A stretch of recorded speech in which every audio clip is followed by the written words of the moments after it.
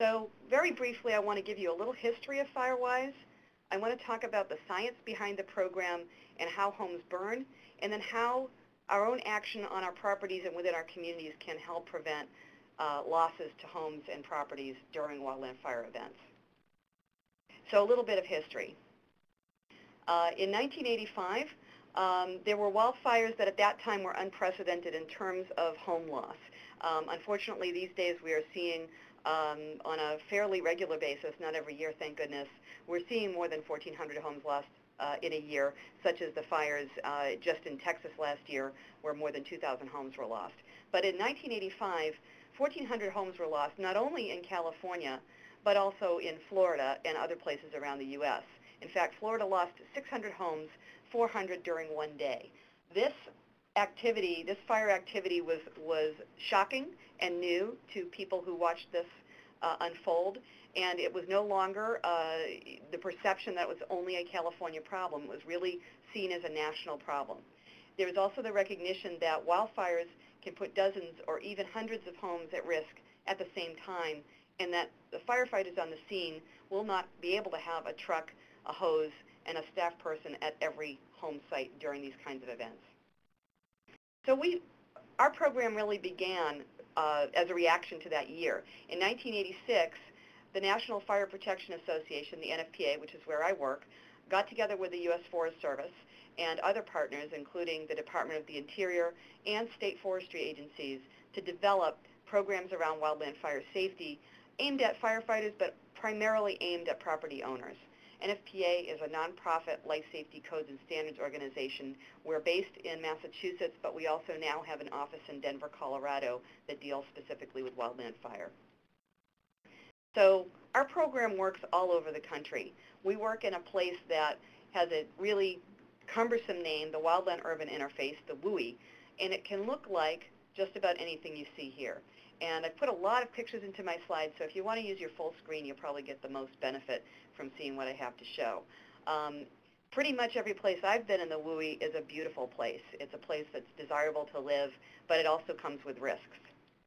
So we care about this because we have something on the order of 70,000 neighborhoods or communities that are at risk from wildfire. In 2011, there were 65,000 human-caused fires alone, and we know that things are warming up. There's a prediction from meteorologists that it's looking on an average of a 5 to 8 degree Fahrenheit predicted temperature increase during the summers. The threats to communities are well known. Something on the order of $2 billion is spent annually in fighting these fires and trying to prevent them. They pose threats to public health, safety, and property, to our assets and amenities. And when we find these fires happening, especially when they're happening all over the place, it seems to be the trend last year in Texas, this year in Colorado, we're overburdening our local and state governments, and our ecosystems and their health are being challenged. I wanted to show you this slide, which actually comes from a NOAA climate change slide, and the data is from the National Interagency Fire Center, NIFC, in Boise, that tracks on the top, it's the number of fires. So you can see the red line is very erratic, but it doesn't show a huge increase over 25 years from 1985 to 2010. It's very, very variable from year to year. But what you are seeing, the bottom line is, the blue line, is the size of these fires. So the number of acres burned typically is actually increasing quite a bit. So larger fires on a landscape where we have more and more people living in these environments mean that this problem is not going away anytime soon. I want to speak a little to the science behind our program. People have been studying the problem of homes burning down in the wildland-urban interface for 50-plus years. So in 1961 was some of the first formal observations and documentations, and this was in California. The Bel Air Brentwood fire was showing some interesting findings. And the bottom line, if you don't remember anything else, is that all of these investigations are showing where there's been no preparation for wildfire as it approaches a home, you lose homes. Where there has been wildfire preparation, you may still lose homes, but you have a lot of homes surviving. Let me show you some of the details. These two studies that were almost 30 years apart came out with very similar findings, both in California. Neither, in this case, surviving homes did not have flammable roofs. So you have a flammable roof, you have a non-flammable roof to start with. And in the Bel Air Brentwood fire, they were finding up to 95% of home survival of these homes with the non-flammable roofs if people had made some kind of defensible space or modified their landscape within 30 to 60 feet of the structure. In the Painted Cave fire in Santa Barbara in 1990, very similar results. These homes without flammable roofs also had a very high rate of survival with at least 30 feet of a modified landscape. In 1998, some very important research came out that kind of gave us the breakthrough to be able to talk to people even more intelligently about what they could do around their homes. This is the International Crown Fire Modeling Experiment in the Northwest Territories of Canada. Many scientists were up there doing experiments and continue to do experiments today, but this particular experiment was carried out by fire science researcher Jack Cohen of the USDA Forest Service. He was using sections of wood wall to look at fire in time and fire in distance. And what he was finding was that those big flames in the tall trees were burning out very fast. In under a minute, this fire would move from place to place within the forest. So the fire is not in the same place very long, and it's throwing a great amount of heat, such that to film what he was doing, they couldn't use human cameramen. They had asbestos-covered cameras to film this, and we have that documentation. But what he was finding is these fires move through very fast, and these fires have to be pretty close to wood walls in order to ignite them. So even within about 10 meters or 33 feet, there were very few ignitions, which is one of the reasons you hear about a 30-foot minimum when we're talking about defensible space. Many places are talking about 100 to 200 feet because site locations vary so much. But this initial research about radiant heat and homes burning down was very, very important. And there's been many, many other experiments and post-fire investigations that have helped us develop a concept called the home ignition zone. This home ignition zone is a term Jack Cohen coined that we use today, and it includes the home itself and everything around it within a couple of hundred feet. And again, that's a variable. I'm not talking about a regulatory number here. This is from the science, and it varies with the location. Part of what we talk about is the home itself. Whatever's attached to the house is also considered to be part of the house from the point of view of home ignition or fire ignition. So how homes burn down. Basically, there is the prediction of, there's the combination of causes of how homes burn down. So it's not necessarily one or the other. And when we talk about radiant heat, it's not the only way that homes burn down. In fact, embers or firebrands are the leading cause of home ignition and home loss during wildland-urban interface fires. Flammable roofs and decks are extremely vulnerable. Any openings in the home can let embers in, and debris in the nooks and crannies of a roof or deck surface can catch the embers and allow them to burn.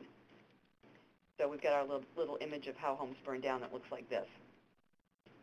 Very simplistic. The second way that homes burn down, and again in combination with others or alone, is surface or ground fire in grasses, brush, or shrubs. So again, it doesn't have to be this raging fire to take your home down. Uninterrupted fuel, even just tall grass, can carry fire right to a home. Surface fire can also be carried into the crowns of trees in a laddering effect, climbing up the grass into the shrubs and low tree branches. And winds can make surface fire move very quickly. In some of our rangelands in the middle part of the country, grass fire is just as dangerous to people and homes as any forest fire could be. Got our little graphic of a laddering effect of the surface fire. And finally, crown fire or radiant heat.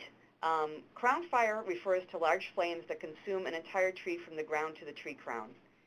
When you have this kind of fire, large flames radiate an immense amount of heat that doesn't even have to touch the home in order to ignite it, which is why that experiment on the distance that we want to create in defensible space or survivable space or in the home ignition zone, however you want to call it, is very, very important to reducing that radiant heat that is near the home. Crown fires, though, burn very quickly at one location and move on to continue to consume fuel, which is why the distance can be pretty small to make a difference, relatively speaking, because the fire isn't going to burn and burn in one place with that kind of condition. However, if you have a big pile of something like firewood stacked up against the house, it will burn for a long time and throw lots of radiant heat, and is not a good thing to have up against the house. So there's our picture of crown fires. So I'm not going to get into every technique of what we can do to protect homes because I like to leave time for my co-presenters to talk about Firewise in California. But basically, if you remember nothing else, remember it's a package deal. It's the home itself and everything around it within 100 or so feet, your property and your neighbor's property. So we talk about paying attention to the little things. If you think about a little ember, it doesn't seem to be very harmful, but enough of them get on your roof and into your gutters and into those pine needles, those little things can burn the home down.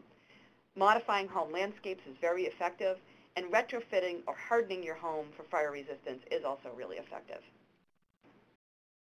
So I want to talk again very briefly about solutions that you can think about for your own home. And I thought we would change this out, but I'll go through these quickly. So we talk about addressing the ember danger, getting rid of those pine needles in nooks and crannies, maintaining a clean landscape, so you can see someone here getting the leaves out from under the deck, raking and mowing. These are really simple housekeeping things that make a difference. Preventing ember penetration. I know that there are some manufacturers now that create vents that are preventing embers from getting in. So screening and proper venting is a very good idea. Keeping flames from touching the house and attachments. We talk about creating a fuel-free area that runs around your house about a yard, 3 to 5 feet on all sides. And we always advise people when they're looking where to start is start with your home and work your way out. Some of the most vulnerable areas are within that 0 to 5 feet of your home's perimeter. We also think it's important to keep flames from touching your house and attachments, keeping wood fences and mulch away from flammable areas, and keeping mulch and pine needles away from all those attachments. The picture I have of that fence on fire is actually in Virginia. Planning a fire-wise landscape. There are many ways to do it, but the whole idea is fire-resistant plants and having an arrangement that means that it's healthy and it prevents that laddering of the surface fire into the trees. Keeping radiant heat sources away from the home, as I mentioned with firewood, you want to keep it at least 30 feet from the house if possible. And thinning heavy accumulations of wood. I have an example here. If you are in an area that there are deciduous trees, those are a better choice than conifers if you have a choice. So limbing trees up, getting rid of a lot of additional fuel does not mean you have to chop down every tree. As you can see, the picture I have is a nice screened private area, but it is a less fire-prone situation than you might have if you hadn't thinned the trees. Firewise home improvements. I mentioned here, and you will have an ability to go back and take a harder look at this, but these different aspects will minimize the risk from the ember causes, the radiant heat causes, and the surface fire causes of home ignition. And again, I want to emphasize for those in California, many of you are under state rules or other local rules that will prescribe how you do these kinds of things. So this, again, I am not intending my advice to be taken liberally. You need to take a look at what your regulations are, but these are the basic principles. And what else can we do?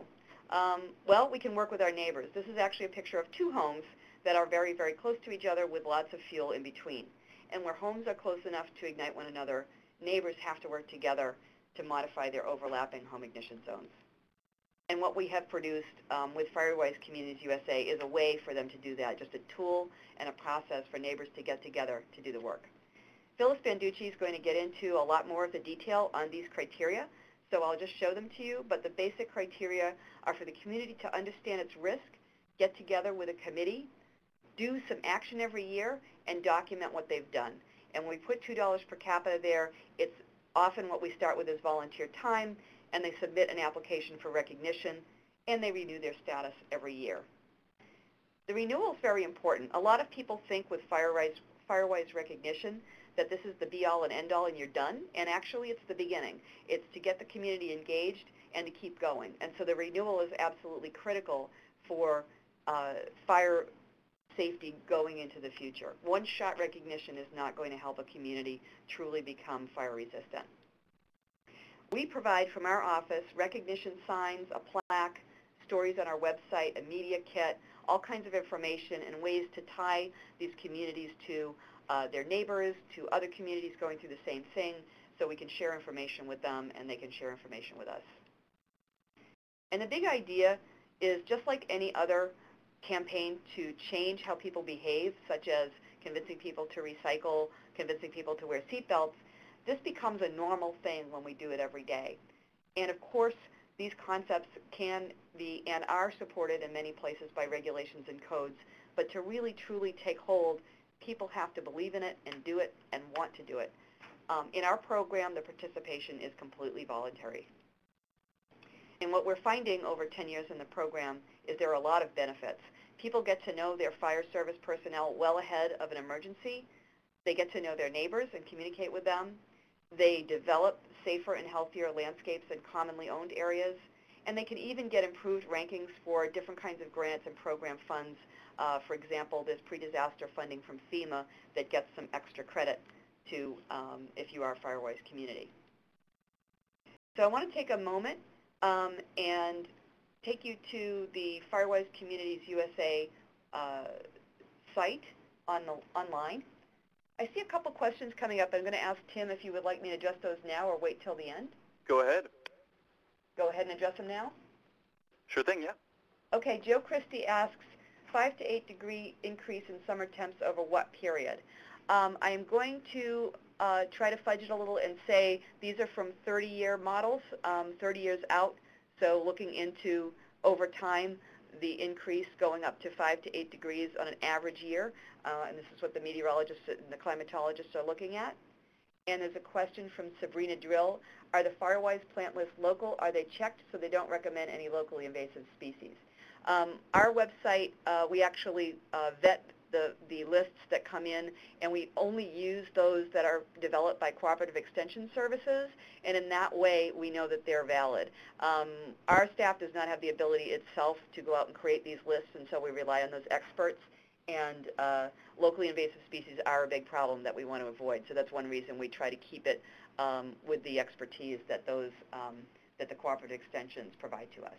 So thank you for the question.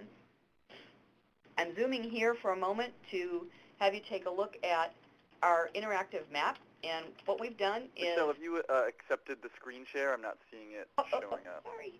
Oh, no problem. Share my screen, yeah. There we go. Now it's moving. Okay. Thanks. Thank you. Okay, is it seen, Tim? Okay. Yep, looks perfect. All right, so there we have the United States. We have about 770 communities right now, and we're updating things as we speak. But the orange dots are active Firewise Communities USA sites. The green dots are those that may have dropped out or taken a break. Again, it's a voluntary program, so that happens. But in California, we go there. The other things you're going to see on the screen are these little flames, and those are data that we've pulled in from MODIS and the interagency websites that show fire activity and fire perimeters. So it's not our data, but we're showing it on our screen as good information, which has helped us a lot in recent months with the fires that are happening. So you can see lots of activity around Sacramento and then up into Northern California with active Firewise communities, which is fantastic. When you click on one, and I'm going to look for my friends in cool California.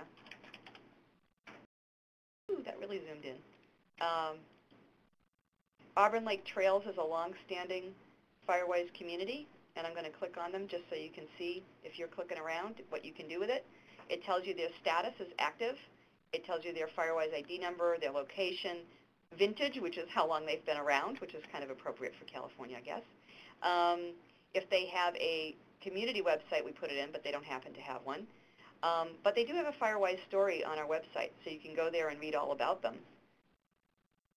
Also, it gives you contact information. So I've got Katie Ziemann on here, who you're going to hear from in a moment, who is your state liaison to talk to, and your Firewise advisor, who actually works for NFPA. I've got another map showing where the advisors are around the country and what states they're responsible for. And these folks are part-time, on the ground, working with the states and communities. Your advisor is Faith Berry. That's her picture, and it tells what state she's responsible for. And in that sense, she supports people like Katie Ziemann and Phyllis Banducci at the state level to try to assist communities where she can and bring the NFPA Firewise information to you. So she is another resource for you, and we're happy to make her available as you need her and as she can support you. So there's lots of other things to do there, but I'll go back to my slides and stop sharing. But I wanted you to know about that. That's available. We're looking for a permanent link on our site, but if you go to our Firewise blog and type in Mapper, you'll be able to find this very easily. Just some quick facts about the program. Over the last 10 years, there have been, as I said, we're up to about 770 communities now, but the longevity is really important. As I mentioned, the renewal and the continuation. We've got more than 300 sites that have been on board for 5 or more years, and 30 sites for 10 or more years. This program affects more than 1 million people, and each little community invests their activity, they document their activity every year, so that's the equivalent of $103 million that people have invested in their time, in their labor, in grants that they might have gotten, other kinds of help, in-kind services, which is really action on the ground to reduce risk. So that's kind of an exciting number to be able to show you. I'm not sure if my transition slides made it in, but the first step in Firewise is that community assessment, and Pat Durland will be talking about that in a moment, of the kinds of resources we have available for training and education, whether online or live. So I did want to give you the links for you to use, and this will be in the final archive with links to the various places on the web, as well as my contact information. So I want to thank you and hand it over to Pat.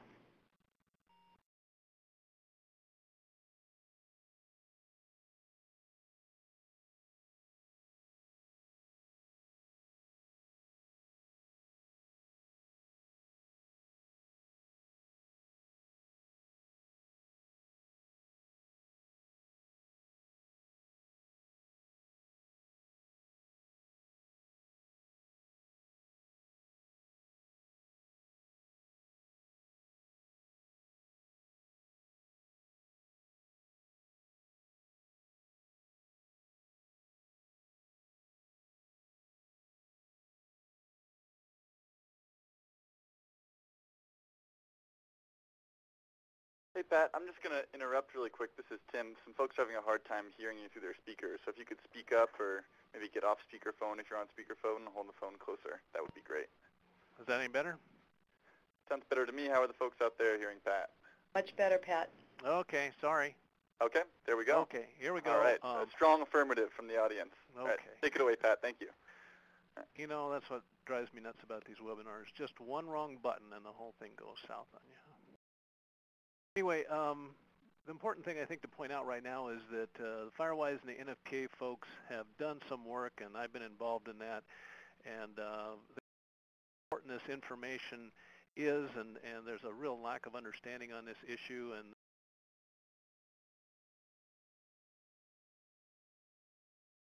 together some new courses, and they reduce the cost.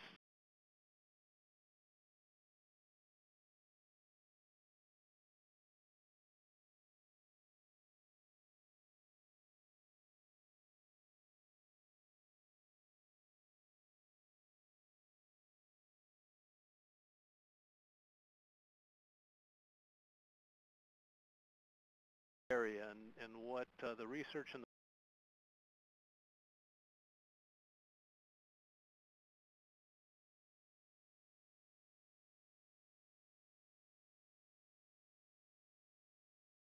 concept of the home ignition zone is what the training centers around.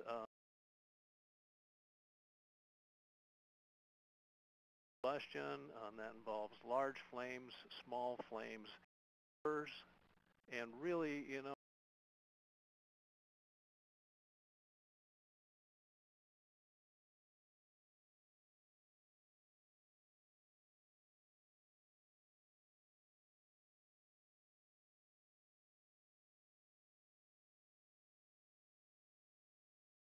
or a miracle like the media often.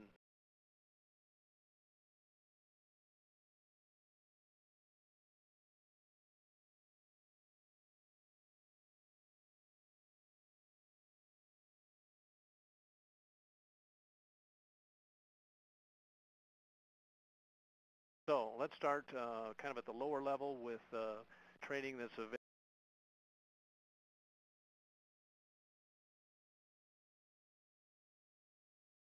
catalog, the introduction to Firewise principles, and assessing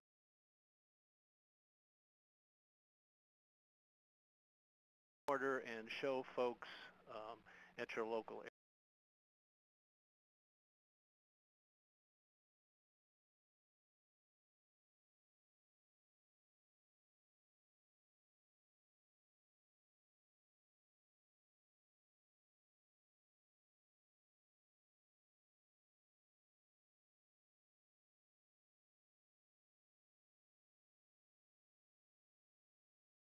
Move from those online sessions to site training sessions, and these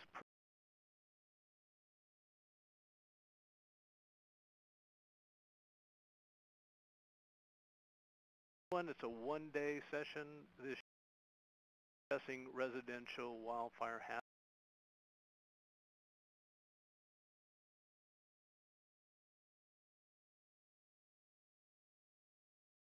days.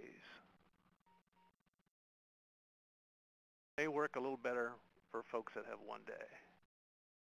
Still on the phone, and I'm yelling as loud as I can, so.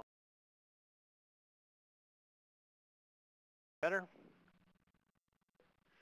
little better for me, Pat, and I've also found for the folks who are having a hard time that often the audio on the recording will be louder for folks who have a hard time hearing the live version. So we'll be able to catch this on the recording if you can't hear it now. And thanks for bearing with us, Pat. I can hear you fine through my computer speakers. Okay.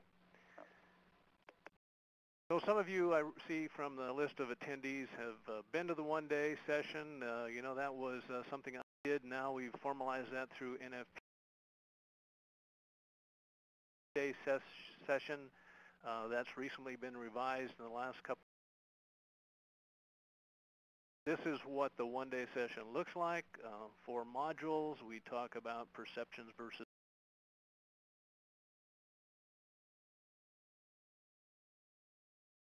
identify and deal with wildfire hazards and reduce the risk. Move to the social science. From the physical science,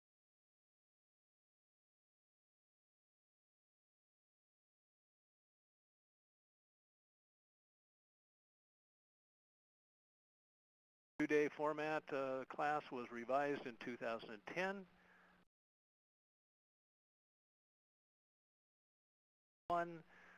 5 modules. Module 4, class exercise. A lot of fun getting together in groups. What are the issues with this home and its hazards?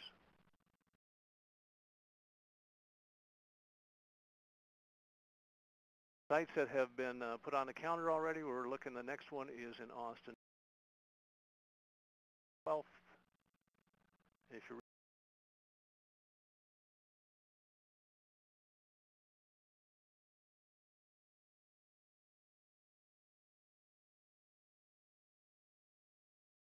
17th, and was a session in Ontario scheduled in May.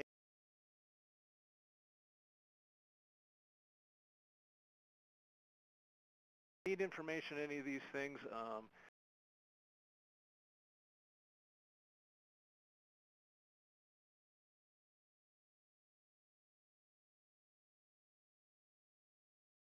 folks, either through an exclusive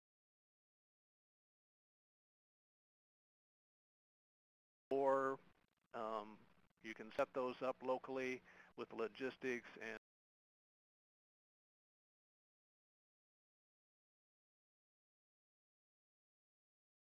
comments I've heard over the years about these courses is because there's tribal knowledge involved in this issue, and sometimes it's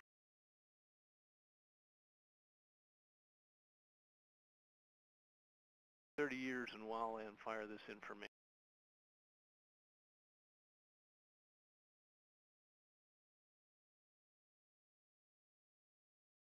Try and make them think, because when they if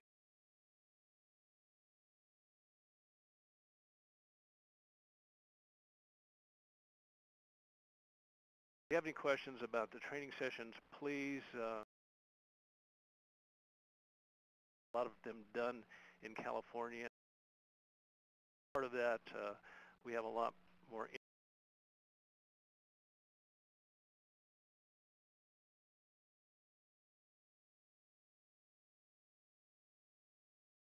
that, I'd like to hand it off to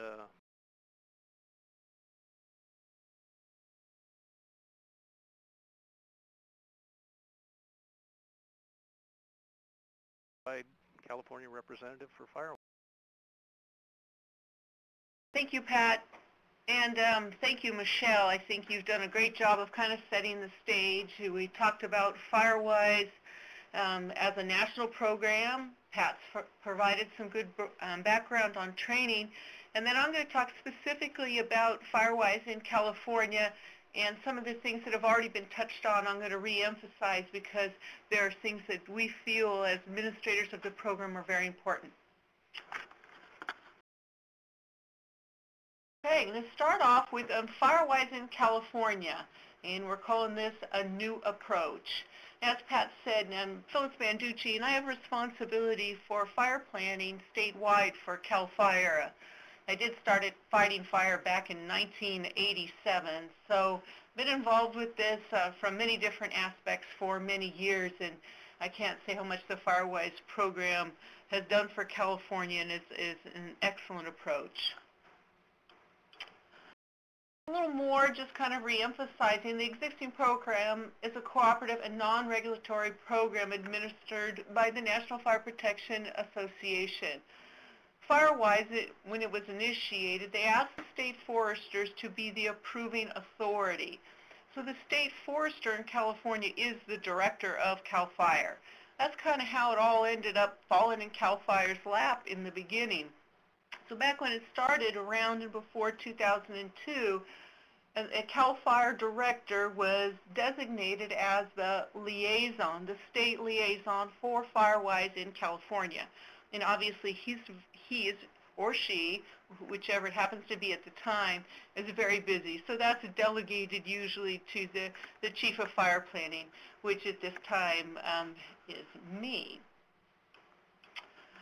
So over the last couple of years, though, we've tried to figure out a better way of getting the Firewise message out. And as many of you know, here in California, we have fire safe councils, and fire safe councils have taken off. There's over 150 local fire safe councils in California. And they just do an excellent job of reaching at the ground level and building fire safe communities. So about probably 4 years ago, we started working with the Fire Safe Council and said, what can we do?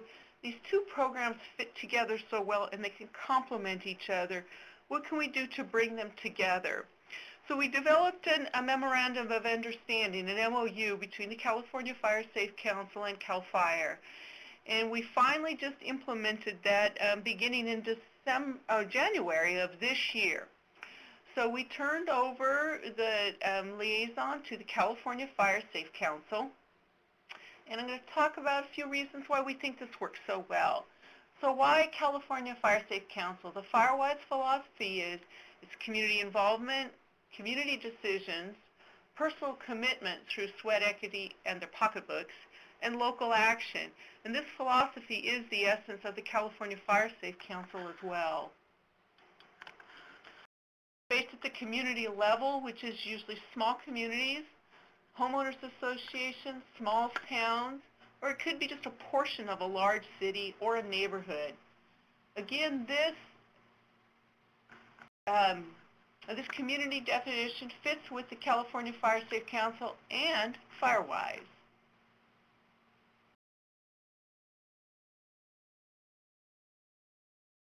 So the proposed restructuring, which we initiated in January of this year, CAL FIRE has delegated the approving authority to the California Fire Safe Council. California Fire Safe Council is to promote the program to communities, local fire safe councils, and local government. California Fire Safe Council to provide Firewise assessments through training provided to local fire safe councils. And the California Fire Safe Council is to approve applications through coordination with state, federal, and local fire officials. So even though we've done all of this, CAL FIRE has stayed engaged with the process all along, and we plan to do that. We're just using the California Fire Safe Council as kind of our method to reach out. I still review all of the applications. I work closely with Katie, and we get them approved in a timely manner. As far as providing training, most importantly, the Fire Safe Council provides kind of a link and information. As Pat just went through, the training is available either online, through your local government, in many ways to get the training. And what we do here is kind of facilitate and get people pointed in the correct directions. But as I've said, CAL FIRE is still engaged. We stay involved, and California Fire Safe Council and CAL FIRE coordinating probably on a weekly basis. So how will the program be different? Not too different. The California Fire Safe Council will be listed as a state agency on the website. So you'll see California Fire Safe Council, their contact information, again, Katie's name. California Fire Safe Council will provide fire-wide information on their website. We're going to cover that in just a little bit. California Fire Safe Council will utilize existing personnel to track and promote Firewise, as well as provide Firewise assessments and approve applications. And again, they may not actually be doing the assessments, but they're going to put you in contact with the people who can get those done for you. And the steps, they remain almost exactly the same as when CAL FIRE was administering the program and the liaison. And next, I'm going to go through steps. Some of you have already done this, are kind of well aware of it, but this is just a great kind of a 12-step of how do you become Firewise with just some quick bullets. I don't provide a lot of detail, but with all of the links that we've provided with for you, you're going to probably be able to get just about everything that you need to know. So first step usually comes from community or residents. They want to become Firewise, so they contact Firewise, or in this case, they may contact the Fire Safe Council. They actually, it usually comes from themselves. Somebody doesn't come from the outside and say, hey, I want you to become Firewise. It's best when it comes from the folks in the community. So the state liaisons, which are listed on the Firewise site, then actually become engaged. So the initial contact with the program is often made by a community resident, either over the internet or through the state forestry agency, and now will be the Fire Safe Council, the State Fire Safe Council. State liaison forward the contact to the local, state, or federal fire chief or Firewise assessor. The executive director of the State Fire Safe Council actually delegates his responsibilities to Katie, who is the Fire Safe Council point of contact. The Fire Safe Council assists with identifying a local Firewise representative to assist the community. And I want to spend a little time talking about this what. Because when we first start off the program, usually communities will go, well, how do I do it? So either myself, someone local, or maybe Katie or Fire Safe Council says this is how you need to get started. And I want to really emphasize that when you get an assessor, and you may be somebody who actually went to a training course, may have gone online, that person is kind of a coordinator. They actually bring the group together. But when the assessment is done of the community, it has to include your local, federal, if there is federal lands in the areas, and your fire departments. Because the expertise that the fire departments provide is what makes it a valuable assessment. So your Firewise assessor isn't your fire expert. They are kind of your guide for the process. And please remember that as we're going through and we talk about the assessor. The assessor is the person who kind of tells you, here's what we need to do, here's how it can get done. But your local expertise always goes with your local fire protection district.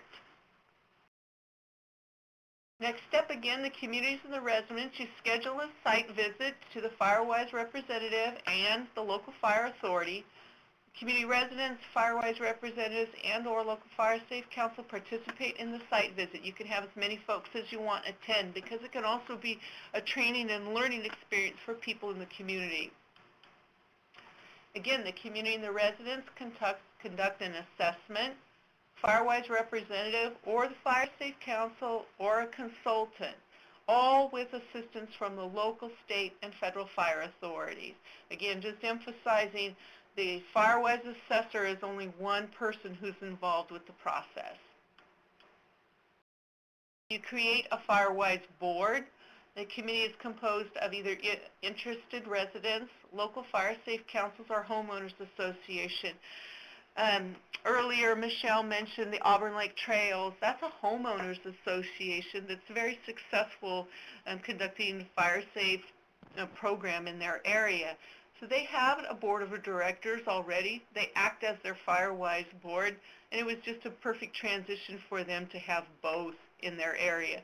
Many times we see it come from a local fire safe council, so the fire safe council board is also the Firewise board.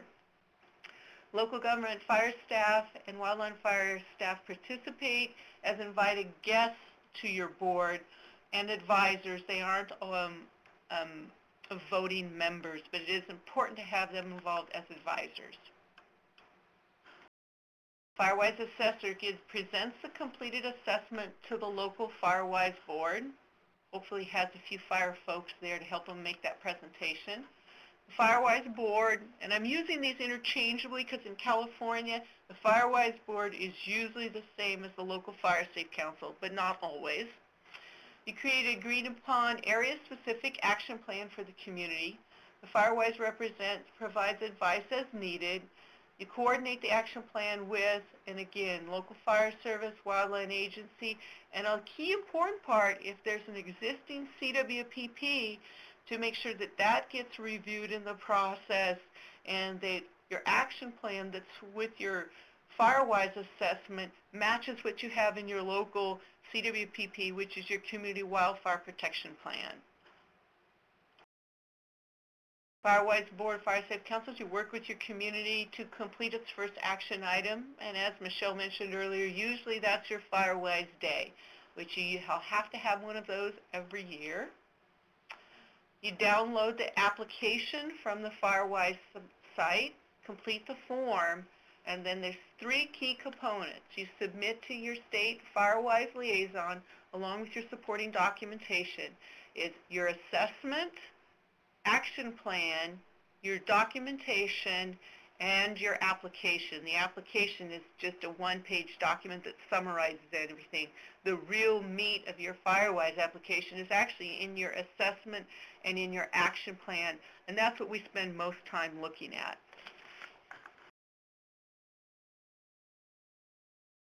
Firewise liaison receives the plan, reviews and consults with the local agencies and CAL FIRE, approve the application, then we forward the completed application to the National Firewise headquarters.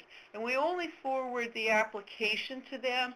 We keep the assessments and the action plans here in California.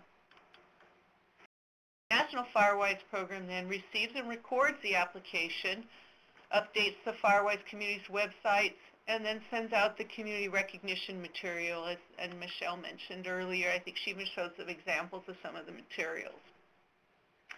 So you received the Firewise recognition material. Hold a community recognition ceremony. You could have a barbecue. You would invite the media, invite your local politicians, and for sure your local fire chiefs, your local fire authority should be involved. And then lastly, as was emphasized earlier, don't forget to renew. As we said, this first step of getting recognized is only the first step. It's that renewal and keeping your community engaged, which is what is important. And the renewals are due every year. There's a great online application that can be easily done. They do not have to be sent to the California liaison or representative or even CAL FIRE. They can just be done online. But if you do send it to us, we are happy to forward that to the national program. So again, I want to emphasize that your Firewise representatives and your assessors can be any one of these people. It can be a local fire safe council.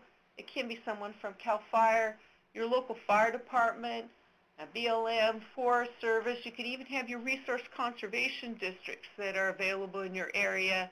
And then again, you can also have a local consultant that's a paid consultant that might want to be engaged in your community and help you through the process. We're kind of open to whoever wants to get engaged, but it isn't just driven by one person.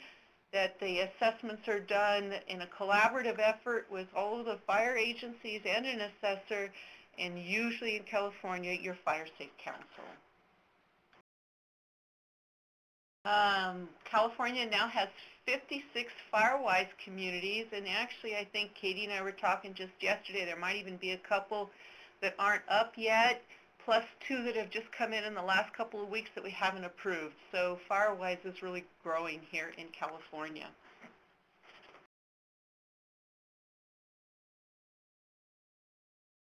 Then lastly, I'm going to go ahead and transition to Katie. She is the chairman is Pat Kidder, who is actually the liaison, but he's delegated his responsibilities to Katie Ziemann, and I have her contact information listed there. I also see a few questions that have come up, but let's go ahead and wait till Katie's finished, because I think we'll have plenty of time to look at them then. Yeah, we can wait until everyone's done and just address them all at once. Thanks, Phyllis. And thanks, Phyllis. Katie had requested the screen share, which it looks like you have accepted. Are we seeing my screen now? Yes, I Okay, can see your screen now. Well, hello, everyone. Again, I'm Katie Ziemann with California Fire Safe Council. Thanks to Michele, Pat, and Phyllis for doing a great job of detailing the Firewise program. Again, California Fire Safe Council is the new state liaison for the Firewise program in California. As Phyllis mentioned, the 2 programs, Fire Safe Councils and Firewise Communities, blend so well together. And what we're seeing is by housing the approving authority with California Fire Safe Council for the Firewise program is we're enticing a lot of Fire Safe Councils to go after this national recognition that's just another feather in your cap, another great accomplishment for what you're already doing in your community, and a way to kind of build your capacity and show your dedication and your commitment to fire safe practices within your community. What I want to share with you today, sharing my screen here, is the Fire Safe Council website. This is where you can find us at firesafecouncil.org.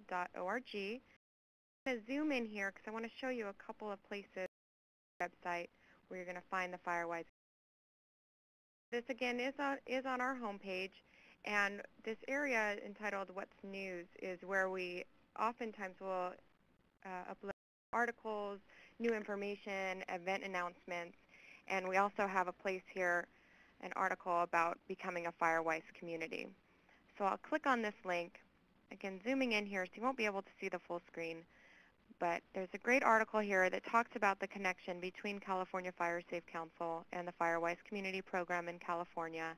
It talks about what you can expect California Fire Safe Council to help you with as you go through the program, and then some additional information for what this can mean for you as a Fire Safe Council and why it would be beneficial to consider the national recognition. In addition, I'd like to connect our website with the Firewise website, so I've included some links here.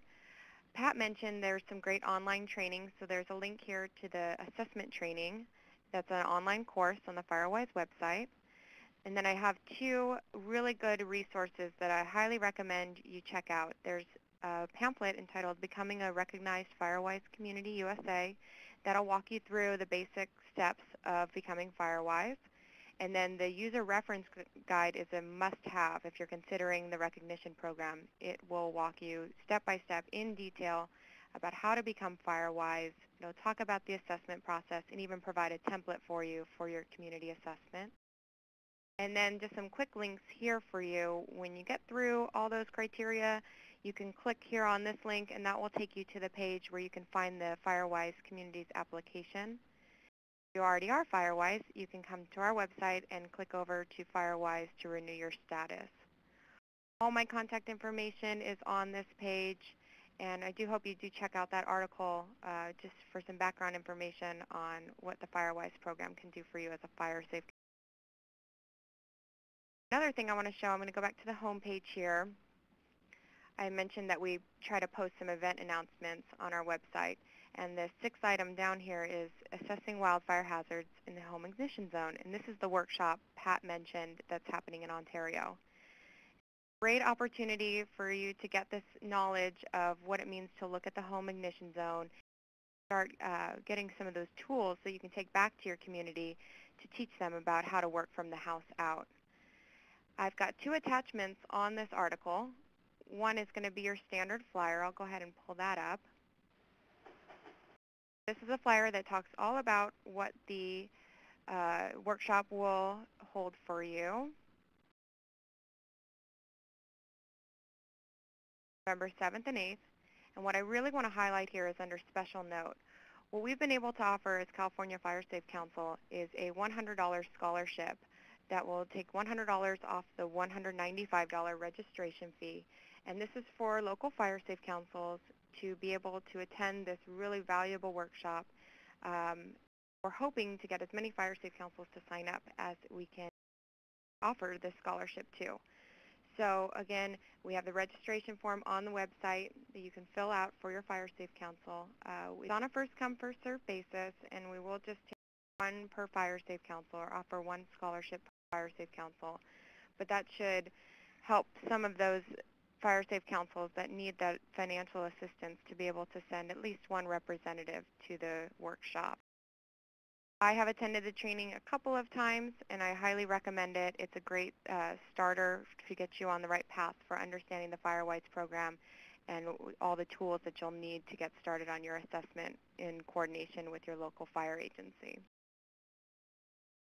So again, be sure to check out our website, firesafecouncil.org. You can find lots of good information there, learn more about our organization, and find my contact information for when you're ready to get started. Firewise. I'm delighted to see so many Fire Safe Council representatives attending this webinar, and I hope that many more will hear the recorded version too, because again, the benefits are there for becoming Firewise and Fire Safe Council. It's really going to help you with your sustainability for your program and get you to renew on that annual basis to make sure you're still on that same path and not having any lapses in your commitment to fire. Thank you. All right, thank you, Katie. We're going to transition right into the question and answer here, and I'm also going to pull over a number of links from the different presenters that were mentioned. I think I was able to add most of them that were mentioned during the presentation. We'll send these out in an email to everyone on the webinar later today also. So, Michele, I believe you answered these first 2 questions from Joe Christie and Sabrina Drill. And the next question is from Timothy Lange. It's, are there data and support efforts available for communities and counties that are suffering from severe economic conditions? And he gives the example of the San Bernardino City and County's mountain communities. So any of the presenters who feel qualified, please chime right on in. I'm not quite sure what the question is referring to. Data and support efforts is kind of broad. I do know there are communities in the mountains in that area, and Phyllis, correct me, Big Bear Lake is what I'm thinking about. There is a tremendous amount of effort going on via the fire department to work with communities there and residents. And in fact, David Yegi, who's one of our, he actually won up until last couple of years, gave annual Firewise Leadership Awards. So he's kind of my hero. He figured out how to get a grant from FEMA to be able to cost share in replacing wood shake roofs on private property. So homeowners put in a little bit, but this was a pretty daunting task in a very high-risk community. So that's just one example that I can think of. I'm not sure if Timothy Lang wants to tell us more about exactly what he's asking in terms of data and support efforts, and I don't know if, Phyllis, you wanted to chime in on that. I think I would just add that you're right, that they've done a great job of coordinating their efforts down there, and they have what they call MAST, the Mountain Area Safety Task Force, and I would just recommend to work with that group because I'm not familiar with anything specific to that county, but I do know that MAST and the local fire folks all work together collaboratively to provide advice and assistance to folks in that community. And I would add, this is Katie speaking here, that for Timothy, for you and your go on our website, the Fire Safe Council website, check out that training that's coming up very close to your area in Ontario, and being able to apply for those scholarships for your Fire Safe Council to be able to send folks to that training at that reduced. Probably be a great way for you to get started to learn more about.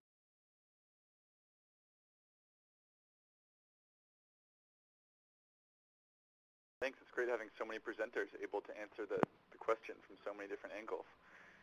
Next question is from Denise Inia. I'm sorry if I mispronounced her name there. It's how are insurance companies responding to Firewise communities? And we had Sonia Powell write in the chat box, great in my communities. Do any of the presenters have any question? Phyllis, do you have any insight on that?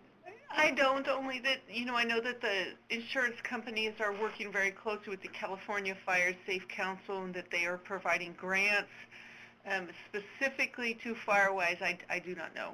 And I could add, I've heard a number of stories from communities around the state of California, fire safe councils in particular, that through doing the work in their community, they have found that certain homeowners have been able to benefit in terms of insurance rates and getting coverage because of the work that they have done that falls in line with Firewise and fire safe practices. So it's a matter of getting the work done first, and then perhaps, bringing the insurance companies to discuss, the work that you've done within your community, show them your level of commitment and what you have been able to accomplish in order to make your homes and therefore your community safer from wildfire. You might reap some benefits from just bringing them into the conversation. Yeah, this is Michele again. On a national scene, one thing about insurance companies is they're all competing against one another, and they are highly regulated by state, so you don't get a full picture. There's no such thing as an industry picture, really, but they are very interested individually in, looking at their book of business, trying to balance the risk. They are very interested in risk reduction on all kinds of levels. So I know some are looking at the data to see whether they can put more resources into areas that are actually doing a good job and provide some kind of benefits, and it's very much on a case-by-case basis. Others, like I think Phyllis mentioned, grants that some companies have provided on these large-scale efforts to do education, which is great. Many, many companies that we know of have taken Firewise messages and materials and put it into their own websites for their policyholders or mailings. So they really want to get that information to people to help homeowners reduce the risks on their property, which makes a lot of sense. Pat, I've seen corporate insurance people take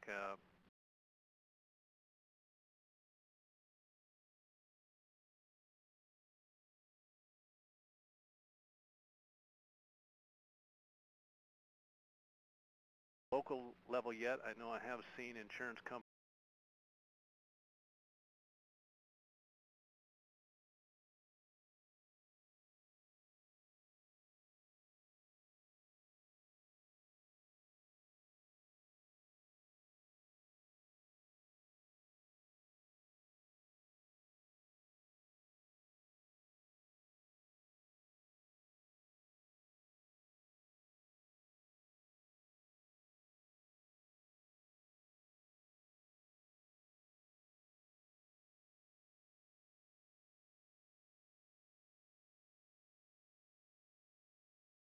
it is, I see it happening at the corporate level, so keep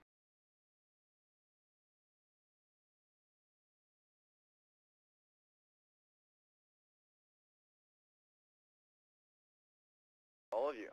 The next question is from Timothy, and it's, is there continued value in the identification of communities at risk of wildfire in support of the Firewise program?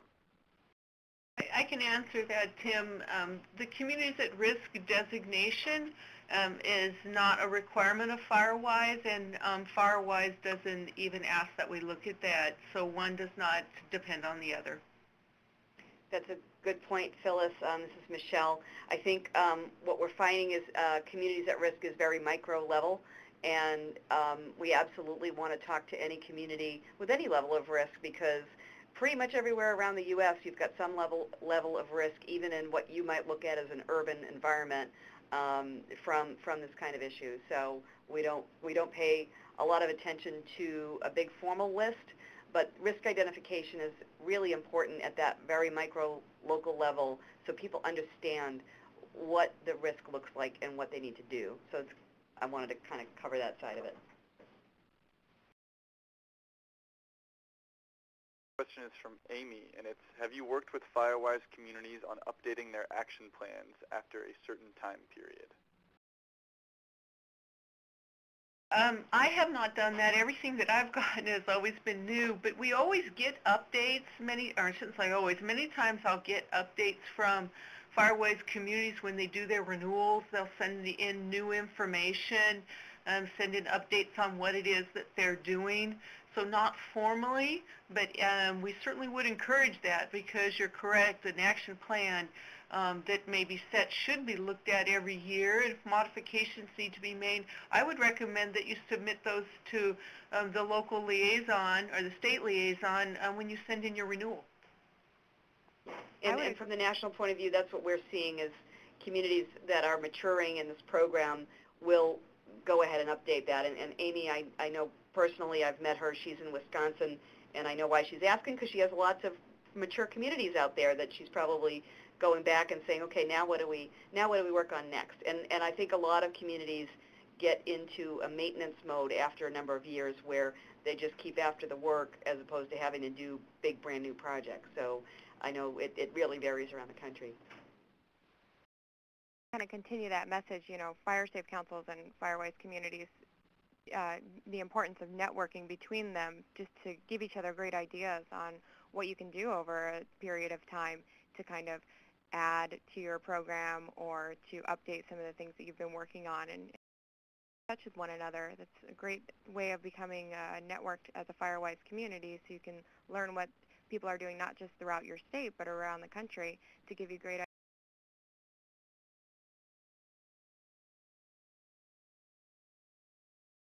I'm going to quickly jump back to the last question, number 5, because we had a clarification from Timothy Lang.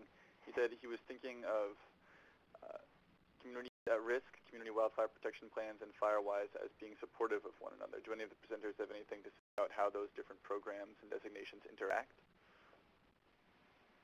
Michele, again, I think from communities at risk, it's interesting information. I don't think it's terribly complete or accurate. As you look at the national picture, for states reporting when that list was developed was interesting, to say the least. So I think Firewise, definitely there's some good benefits if people are taking Firewise into account with that CWPP process, but there's no reason a small neighborhood that has been educated about its risk can't start to take action, whether they have a CWPP, whether they're on the list. It doesn't really matter. If they have a risk and they want to go after recognition and doing some risk reduction, that's what our program is there for. Question from David Januszewski. I believe might have been covered in the previous question about insurance companies, but David, if you have any clarifications, please go ahead and type those in and we can try to address them if they weren't. So the next question going on is from Denise India. Are there any Firewise grants available for Firewise communities or communities trying to become Firewise certified? I'll address this. This is Katie Ziemann from California Fire Safe Council. One of the major tasks that we do as the Fire Safe Council for California is provide a grants clearinghouse. And those monies are to be used for things like fuel reduction, for community outreach, and as well as for planning.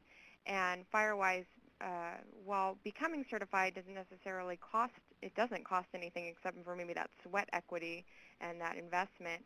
You can apply for grants through our organization for doing some of those Firewise activities if you have any fuel reduction ideas, projects that you want to implement, or to further your education and outreach opportunities. So if you go to our website, thefiresafecouncil.org, Grants Clearinghouse, to learn more about that program.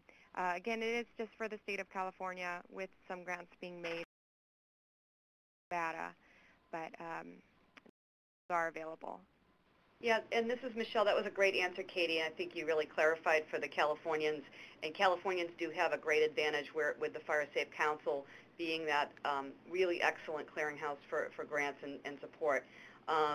Generally speaking, we're not a grant program.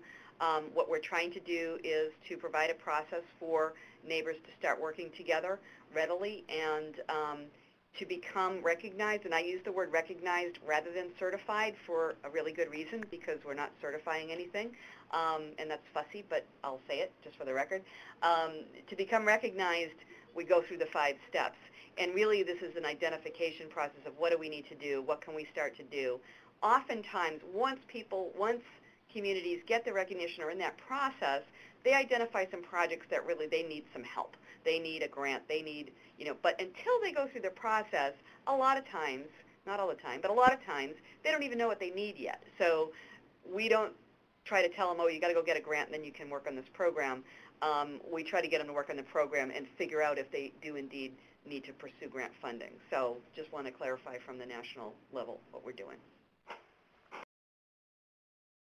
We've got one more question on the list, so if anyone from the audience has any more question and answers, now is the time to type them into the chat box. We might be able to squeeze in one or two more.